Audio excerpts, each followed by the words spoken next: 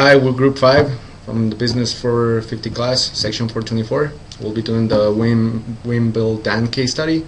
I'm Marlon Bravo. Fortin. Josephine, Sham. Michael Adachi. Sumeet, Turna. So the overview for this project is we're going to talk about the WBD strategy. Then it's going to follow up with the commercial video of the J7 juice brand.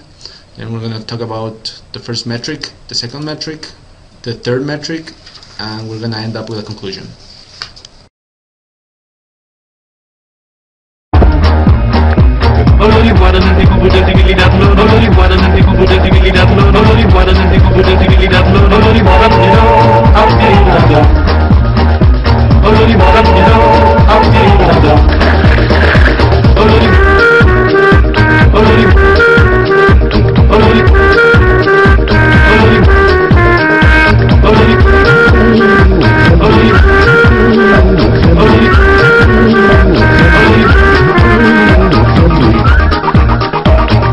J7.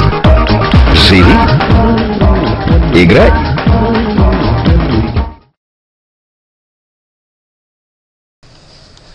Wimm-Bill-Dann is currently the market leader in dairy products and children's food in Russia. WBD has more than 35 production facilities in Russia, Ukraine, and Central Asia, which currently employ about 18,000 workers. The strategy WBD used to go from a small-scale juice producer to a national food conglomerate was an organic development strategy. They also made some acquisitions and they created joint ventures. By using a mix of these three strategies, they were able to focus on the juice production while expanding their product portfolio that includes baby food, non-alcoholic and alcoholic beverages, and dairy products. Our product has identified three metrics to measure their progress, which we mentioned in the three next slides.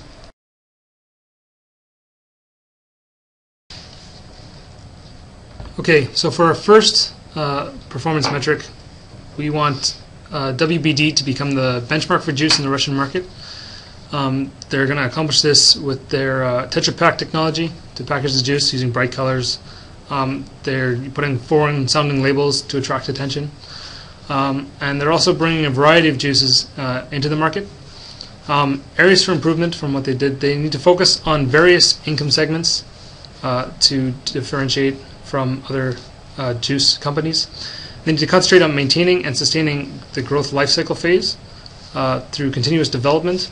So instead of moving from the first metric and then just focusing on the second one, they need to also continue to maintain their products that they've made previously. How this aligns with the WBD strategy, a solid position in the juice market enables them to diversify into other areas, so they have some cash coming in on a fairly constant basis that they can use to acquire new companies. And they also use organic development, so by building up their existing products, diversifying them, enables them to continue to be successful.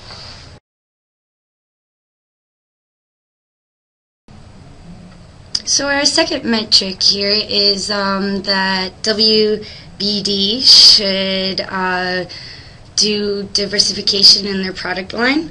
How they did do this was by moving into milk and dairy and yogurt. They created a new product called Neo, where it's health-orientated fruit and milk cocktails enriched with vitamins and live bacteria. They also moved into bottled water and beer.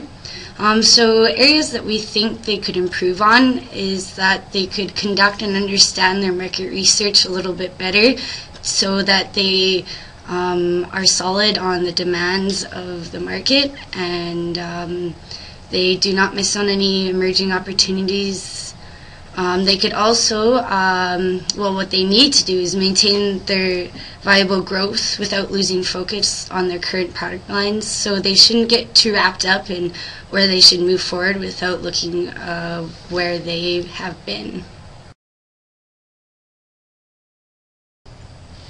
Okay, so essentially, WBD used a variety of strategic methods to help them become a national food conglomerate.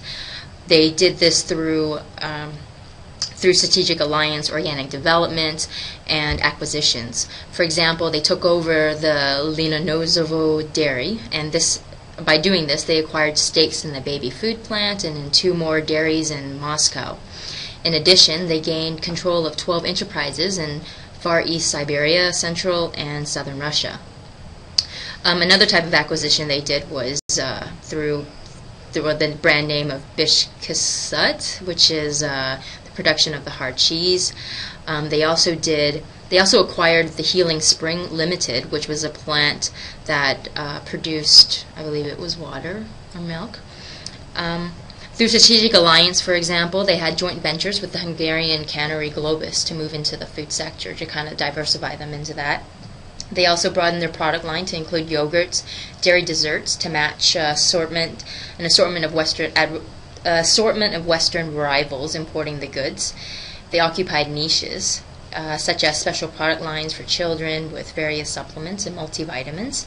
They also diversified the flavor of juices, such as Ginger Up, juice and dairy umbrella brands, which were aimed at children aged 5 and 9. They also provided products with higher added value, so it was health-oriented and rich products. Another area that they did in terms of organic development was entry into other markets, such as mineral water, cheeses, and launched its own mineral water, the Sapovichnik, which was the Geyser Limited. Again, all of these were ways in which they use strategies that they implemented to help guide them from position A, which was like a small juice manufacturer, to a national food conglomerate, which they are known as now.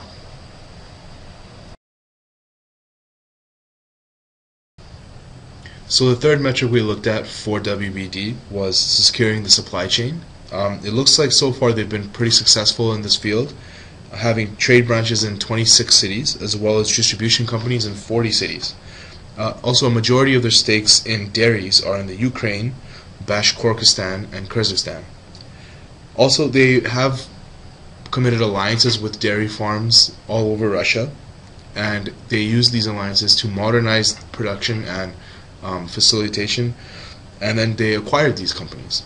So an improvement that we think that they can make is perhaps enhancing efficiency, as well as securing more production lines for their various endeavors, like more wells for their waters and more breweries for their beers.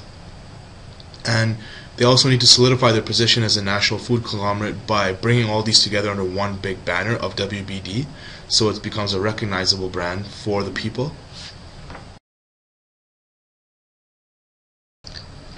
So, in conclusion, as discussed previously by our group, Wimm-Bill-Dann used all 3 strategies: organic development, acquisitions, and strategic alliances to guide them from a small juice company to a successful national food conglomerate.